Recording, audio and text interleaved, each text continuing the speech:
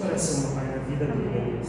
A palavra do alto, Deus, não o qual nós precisamos ouvir, ó Deus, não a qual nós queremos ouvir, mas a qual o Senhor precisa ministrar dentro de nós, ó Pai. Em nome de Jesus, ó Pai, enche teu servo, Senhor, do teu Santo Espírito, Senhor, que os olhos deles, ó Pai, venham ser inflamados do teu fogo, ó Pai, que a mão dele, ó Pai, venha estar queimando, Senhor, na sua presença, ó Pai, que o coração dele, ó Deus, justamente venha estar igual o coração de John Wesley, Pai, queimando, ardendo em chamas na sua presença, ó Pai, que a vida dele, ó Pai, continua sendo, Senhor Deus, esse referencial, ó Pai, que desde 2009 para a minha vida ele é referência, ó Pai, como um homem de Deus, ó Pai, como naquela época era um jovem que servia a Ti, Deus, de todo o coração, e hoje com ele como um homem, ó Deus, ministrando a Sua palavra, Senhor, ministrando do Seu amor, ó Deus, em nome de Jesus, ó Pai, eu Te dou graça, Senhor, pela vida do pastor Cainão, do Cainão, ó Deus, em nome de Jesus, ó Pai, que ele continue sendo, Senhor, este referencial, ó Deus, para essa juventude, ó Deus, para esse povo, ó Deus, para essa era, ó Deus, no qual a gente vê um mundo tão depravado, tão caído, Senhor, e nós aqui podemos ver, Senhor, homens pontas firmes, ó Deus, homens, Senhor, que estão na Sua presença, ó Deus, honrando, Senhor, a Sua palavra, ó Deus, em nome de Jesus, ó Pai, ser com o pastor Cainã em cada palavra que ele falar aqui, ó Deus, e que da vida dele, Senhor, venha fluir realmente o Seu rio de águas vivas, ó Pai, através da vida dele, ó Pai, que ele venha ser, Senhor, essa ferramenta, Senhor, que venha esbagaçar o inferno literalmente, ó Pai, no qual ele venha, Senhor, com a Sua presença, Senhor, com a Sua unção, ó Deus, expulsar demônios, curar enfermos, ó Pai, levar a Sua palavra que liberta, que cura e que transforma, ó Pai, em nome de Jesus, ó Pai, amém.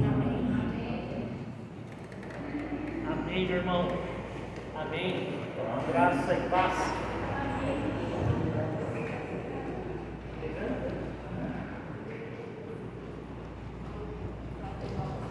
Amém, queridos? Graça e paz do Senhor Jesus. Privilégio estar com você aqui essa noite, privilégio ter esse tempo na presença do Senhor. O Senhor sempre tem a sua forma de falar conosco, e está falando conosco de forma muito especial nesse tempo, neste culto de quarta-feira, culto de cura, de libertação. E eu tenho certeza que o Senhor vai fechar esse tempo com uma palavra muito intencional ao seu coração. Abra sua Bíblia comigo no profeta Abacuque, capítulo 2, versículo 14.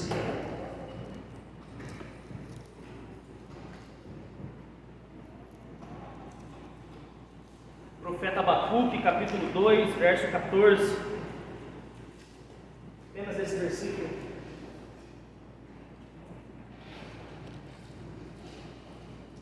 Aleluia. Amém, queridos? Glória a Deus. A palavra do Senhor diz assim: porque a terra, em algumas traduções, porque toda a terra se encherá do conhecimento da glória do Senhor, como as águas cobrem o mar. Amém? Glória a Deus, queridos. Querido, o profeta Abacuque, ele é um profeta que ele começa o seu ministério num tempo de muita dificuldade. Alguns teólogos dizem que ele começa a profetizar após o último reinado em Judá, e que foi um reinado agradável e bom. Então ele começa a profetizar em um tempo de muita adversidade, onde povos estavam se levantando contra Judá e o povo de Deus, e o seu coração começa a se encher de questionamentos, de dúvidas acerca dos problemas que ele estava enfrentando e vendo. Tanto é que ele abre o capítulo 1, nos 3 primeiros versículos, ele questiona Deus, ele coloca Deus contra a parede, dizendo: Senhor, por quê? Porque a injustiça está vencendo a justiça, porque os ímpios estão vencendo contra os justos, porque algumas coisas acontecem e eu não consigo entender como o Senhor está fazendo as coisas. E é dentro desse quadro, desse contexto, que eu percebo algo poderoso. Eu percebo Abacuque de forma intencional querendo falar ao coração de Deus, querendo compreender aquilo que Deus estava vendo, e não mais querendo enxergar pela sua ótica, ou enxergar pelos olhos dos seus sentimentos. Então ele se move em direção a Deus. E você sabe o que eu percebo, querido?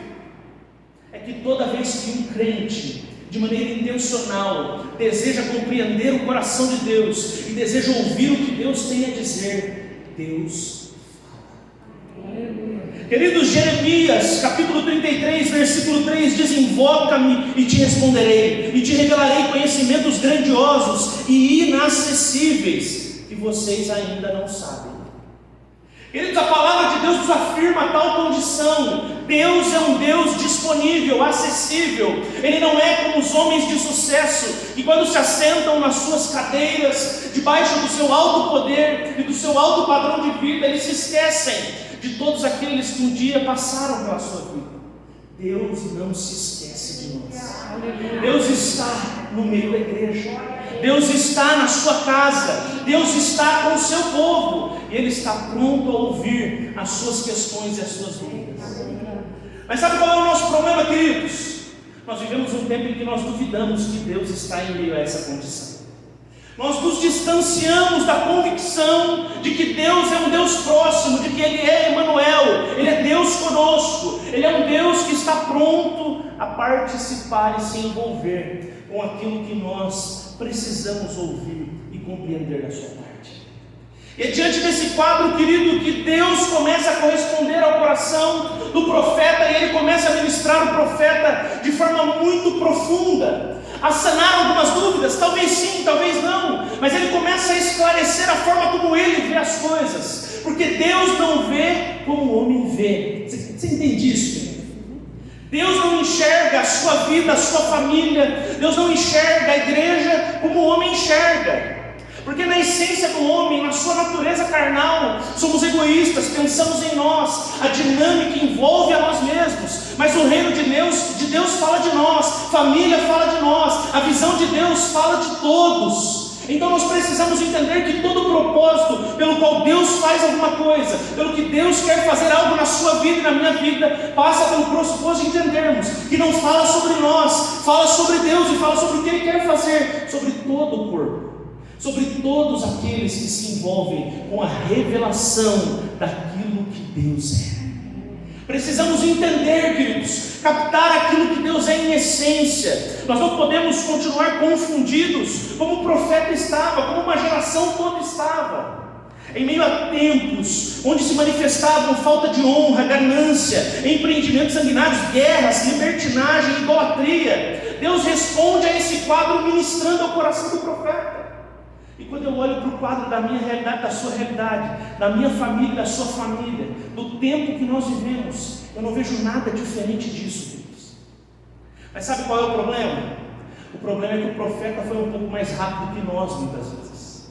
Nós pegamos as nossas dúvidas e nós transformamos em problemas. O profeta pegou as suas dúvidas, levou ao Senhor e encontrou solução. Nós precisamos aprender o caminho da vitória. O caminho da vitória do crente é entregar a Deus aquilo que Ele não sabe, aquilo que Ele não compreende, aquilo que Ele não pode resolver. Precisamos confiar no Senhor. A sua mão é mais habilidosa, o seu coração é melhor. Ele tem pureza para olhar para tudo sem se contaminar com a forma como nós temos por experiência de vida.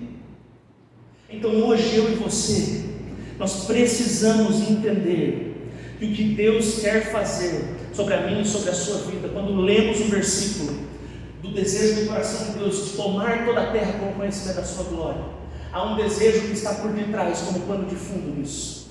Há um desejo de transformar realidades, de mudar corações, de quebrar jugos e estabelecer o seu reino perpétuo e inabalável sobre a minha vida e sobre a sua vida. Nós precisamos entender que Deus não é um Deus mau. Muitos parecem perceber um Deus ingrato, um Deus que não é generoso, um Deus que não é gracioso, um Deus que não tem mais nas suas mãos o favor. Mas a verdade é, queridos, que na generosidade de Deus, no favor de Deus, está manifesta a sua bondade, e a sua bondade não se revela para agradar o meu coração e satisfazer os desejos que eu tenho. A bondade de Deus está alicerçada no propósito que Deus tem para a minha vida, para a tua vida, para as nossas famílias, como povo de Deus que deseja servir a Deus. Precisamos colocar o nosso coração naquilo que Deus quer. Precisamos firmar os nossos passos nos valores que o coração de Deus revela. O Senhor está disposto a revelar. Eu gosto muito de uma dinâmica que eu ouvi do pastor Éder, e ele sempre dizia isso. O pastor Éder pegava algum objeto e ele cobria com um lenço. E ele falava: o que você acha que é isso aqui? Cobrimos esse copo com água. Uns chutavam: é um relógio, é um microfone, alguém acertava às vezes, mas ninguém sabia certamente o que havia debaixo daquilo, até que o Senhor daquela experiência tirasse o pano e revelasse totalmente o que estava por detrás daquilo. Queridos, nós precisamos entender que aquilo que o profeta Jeremias disse, aquilo que o profeta estava buscando era que Deus tirasse aquilo que estava coberto aos seus olhos, aquilo que o homem carnal não entende, aquilo que a mulher carnal não compreende. O mundo espiritual é revelado aos filhos de Deus quando eles buscam diante daquilo que Deus revela, a sua palavra, a vida de oração, a comunhão cristã, onde Ele manifesta o seu coração e Ele revela aquilo que realmente de fato é. Nós precisamos entender que nós não podemos mais continuar caminhando na perspectiva do coração enganoso. Nós não podemos continuar caminhando na perspectiva de uma fé limitada. Nós não podemos continuar alicerçando o nosso futuro em perspectivas de experiências passadas. O que aconteceu lá atrás renova a esperança, mas não é útil para hoje. Renove a sua caminhada, renove os processos, renove as suas capacidades de compreender a Deus. É necessário buscar um pouco mais, ir um pouco além. É necessário começar a dinamizar de novo a sua vida de fé e a sua experiência cristã. E eu falo experiência cristã porque não é uma experiência religiosa, é a sua experiência de vida com Jesus Cristo, o Senhor e o Salvador da sua vida. Nós precisamos entender que esse texto fala de duas perspectivas que precisam estar dentro do nosso coração. Uma delas é contínua, porque quando o profeta diz que toda a terra se encherá, ele está dizendo para nós: não vai parar. É um processo gradual e contínuo. Não podemos achar que nós chegamos no limite do que nós conhecemos de Deus. Deus não cabe na caixinha das nossas experiências. Ele não cabe na caixinha da minha vida, da sua vida. Deus é multiforme graça. Deus é onipotente. Deus é onipresente. Ele se revela onde quer, manifesta o seu poder como quer, através de quem Ele quer, para cumprir os seus desígnios e propósitos. Nós precisamos entender que a dinâmica do reino de Deus é crescente. E é interessante porque há um provérbio que diz exatamente isso, que nós devemos ser como a luz da aurora, que cresce hora após hora, até se tornar dia perfeito. Vai chegar o dia, queridos, que nós viveremos o processo de santificação completo, seremos perfeitos como Ele é. Então hoje eu quero desafiar você a tirar os olhos dos teus problemas, a tirar os olhos daquilo que tem paralisado a sua fé, que tem sido a oposição daquilo que você precisa receber de Deus e viver com Deus e para Deus, para que você coloque no seu coração uma nova perspectiva de relacionamento com Deus, que está interessado em participar da minha vida e da sua vida, em nos colocar em um lugar onde somos úteis para os seus planos na face da terra. Mas para isso, queridos, é necessário entendermos a parte B desse verso. Nós precisamos entender que o processo é contínuo, mas ele estabelece um fundamento, e o fundamento é conhecer a glória de Deus. O quanto você conhece da glória de Deus, o quão você foi experimentado pelo fogo consumidor, que consome tudo aquilo que não é do Pai. Querido, eu vejo o crente que quando ele entra na fornalha de Deus, quando ele começa a ser forjado, metal forte para que Deus o use, quanto Deus mais acende a fogueira, quanto ele mais incendeia, quanto mais ele aumenta a temperatura, mais o crente geme. Mas eu quero te dizer, querido, que a experiência daqueles 3 meninos na Babilônia deve nos ensinar. Quanto mais Deus aumentar o fogo, não deu crédito ao diabo. Eu não acredito que o diabo se levantou mais uma vez contra mim. O O diabo mais uma vez está trabalhando no meu casamento. O diabo mais uma vez, queridos. Está na hora da gente entender que tem coisas que Deus está usando para me tornar melhor, para me tornar mais cheio de fé, para me tornar mais habilitado no reino, para me capacitar, para que eu possa ser um canal da glória de Deus, para que a glória de Deus inunde toda a terra, através da minha vida, da minha casa, da minha igreja, através do lugar onde o Senhor tem me plantado, como servo e serva do Deus Altíssimo. Querido, conhecer a glória de Deus fala de atingir uma maturidade, uma plenitude. Eu prometo que eu estou caminhando para encerrar, fica comigo mais um pouquinho só. Querido, precisamos entender o que o pastor Drummond Acerto entendeu, e ele escreveu dizendo: a plenitude de Deus, ela está esperando homens e mulheres crescerem na fé. Tem muita coisa que você está orando há muito tempo e você ainda não alcançou, porque o conhecimento da glória de Deus ainda não está no nível de desenvolvimento que você precisa para administrar o que Deus quer confiar a você. Tem coisa que você está pedindo para Deus, mas que se Deus te der, se perderá nas suas mãos como água. Já tentou segurar água, querido? Nós seguramos um pouquinho, um bocadinho. Essa torneira continuar ligada, ela vai se esvaindo e se perdendo. Na dinâmica de Deus, queridos, Ele quer nos habilitar de tal forma que a água não vai parar de verter, mas o vaso não vai parar de reter, porque nós vamos estar dentro do propósito de Deus, e onde o propósito de Deus se estabelece, o céu não para de fluir, os homens de Deus não param de ser instrumentos, as mulheres de Deus não param de servir. Entenda isso nessa noite. É necessário crescer, é necessário entender o que a palavra de Deus muitas vezes nos fala sobre desenvolvimento. A palavra de Deus está querendo despertar o meu coração e o seu coração, como Paulo tentava fazer à igreja de Coríntios, e ele diz em 1 Coríntios capítulo 3, de 1 a 3: irmãos, eu não vos pude falar como pessoas espirituais, mas como a pessoas carnais, como a crianças em Cristo. O que eu vos dei para beber foi leite, não alimento sólido, porque vocês não podiam recebê-lo, nem ainda agora podeis, porque ainda sois carnais, visto que campei entre vós todo tipo de inveja e discórdia. Por acaso não estáis sendo carnais, vivendo de acordo com os padrões exclusivamente mundanos?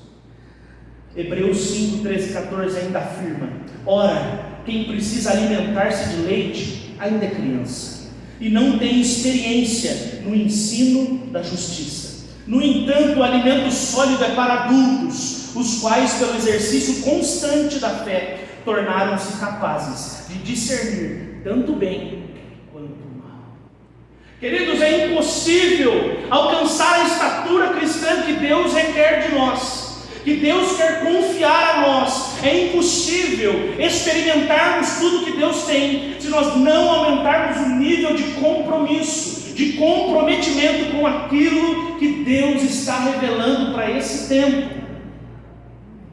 Mas quantas vezes, queridos, nós estamos ocupados demais, distraídos demais, e o Senhor está falando ao meu coração e ao seu coração: é tempo de se comprometer de forma completa, de forma genuína, integral, com o projeto que Deus tem para a tua vida, para a tua família. Se você quer resultados extraordinários, esse é o momento de viver uma vida extraordinária para Deus.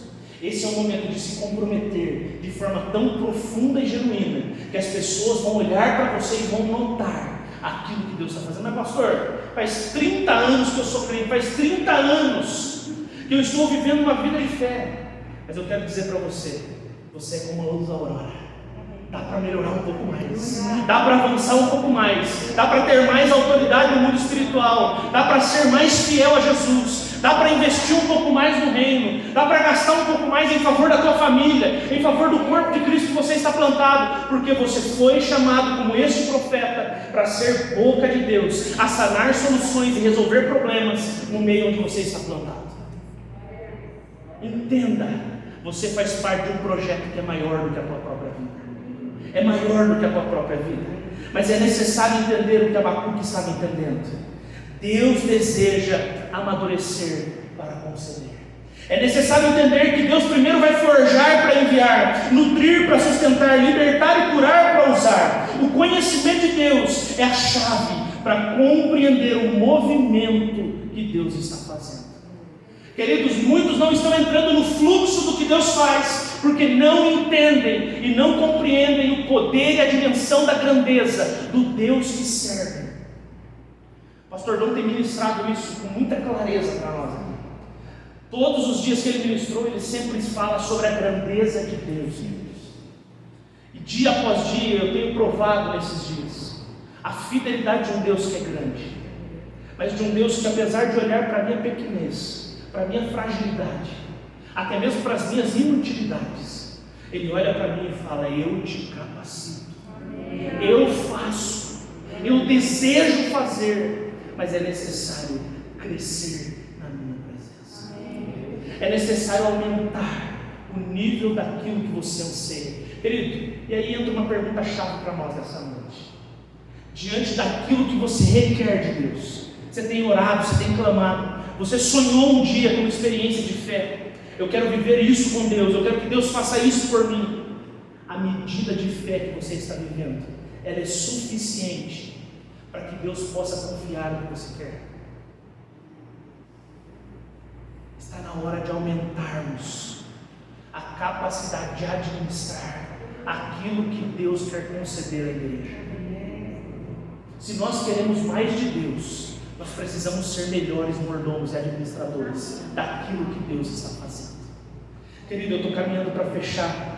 Eu gostaria que você entendesse e guardasse 3 coisinhas bem breves no teu coração. Primeiro, é necessário para isso estar disponível a Deus, para conhecê-lo de forma profunda e genuína como você nunca viveu antes. O quanto você deseja conhecê-lo, o quanto você daria para obter mais do conhecimento da glória de Deus nesse dia. Como você está disposto a empenhar alguma coisa para que Deus abra o seu entendimento e se revele de forma diferente a você. Porque quando eu vou para a Bíblia, eu encontro pessoas que investiram muito, queridos. O reino de Deus, Jesus disse isso, o reino de Deus é tomado por esforço. O reino de Deus não é para cansados e sobrecarregados. Esse é um lugar de conserto, Senhor. Vai, entregue os teus fardos, mas saia da presença de Jesus disposto a se esforçar para viver o que o reino tem para você. Está na hora de entendermos, queridos, o Senhor requer de nós muito mais. Segunda coisa importante, eu estou caminhando para fechar: todo conhecimento deve gerar um movimento interior. Tudo aquilo que Deus está fazendo em você respeita processos para construir conquistas.